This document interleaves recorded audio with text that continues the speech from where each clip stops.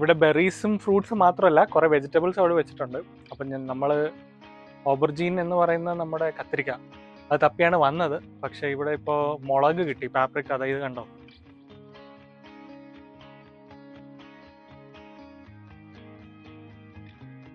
കത്തിരിക്ക ഇല്ല.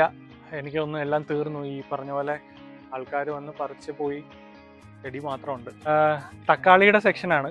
ഇവിടെ 3 ടൈപ്പ് തക്കാളി ഉണ്ട്. ഒന്ന് ഈ കുഞ്ഞ് തക്കാളി, ഇതിനെ ഇവർ ചെറി ടൊമാറ്റോ എന്നൊക്കെ പറയാറുണ്ട്. പിന്നെ ഒരു ഇച്ചിരി കൂടെ ഒരു നോർമൽ സൈസ്, ആ നടുക്ക് നിൽക്കുന്നത് ഇച്ചിരി കൂടെ ഒരു വലിയ തക്കാളിയാണ്. വിളയുന്നതേ ഉള്ളൂ, ഫുള്ളായിട്ടില്ല. പിന്നെ ആ സൈഡിൽ ഒരു നീളൻ തക്കാളിയാണ്, നമ്മൾ വലിയ ക്യാപ്സിക്കം പോലെയൊക്കെ ഇരിക്കുന്ന തക്കാളി. കണ്ടോ?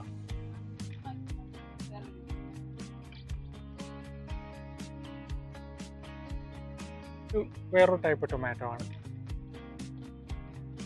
ഇലാമാപ്പഴം തൂങ്ങി കിടക്കുന്നതാണ്.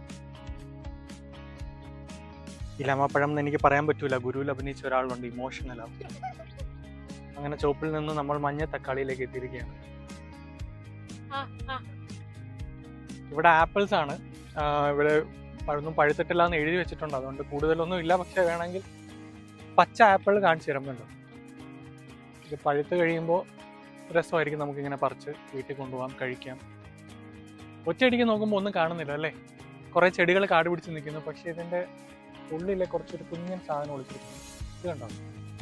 ഇവർ വെക്സ്ഗൻ എന്ന് വിളിക്കും, നമ്മൾ പ്ലം എന്ന് പറയും. പ്ലം വേറെ ഉണ്ട്, പക്ഷെ ഇതും പ്ലം തന്നെയാണ്.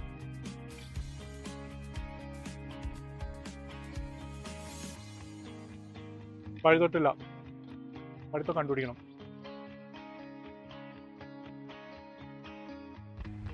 ഇതാണ് റാസ്ബെറി. കാണാൻ സ്ട്രോബെറി പോലെയാണെങ്കിൽ ഇത് ആള് വേറെയാണ്. ഇവിടുത്തെ പൊതുവേ ഇത് കേക്ക്സും പേസ്ട്രീസും ജാംസും ഒക്കെ ഉണ്ടാക്കാനാണ് റാസ്ബെറി ഉപയോഗിക്കാറ്.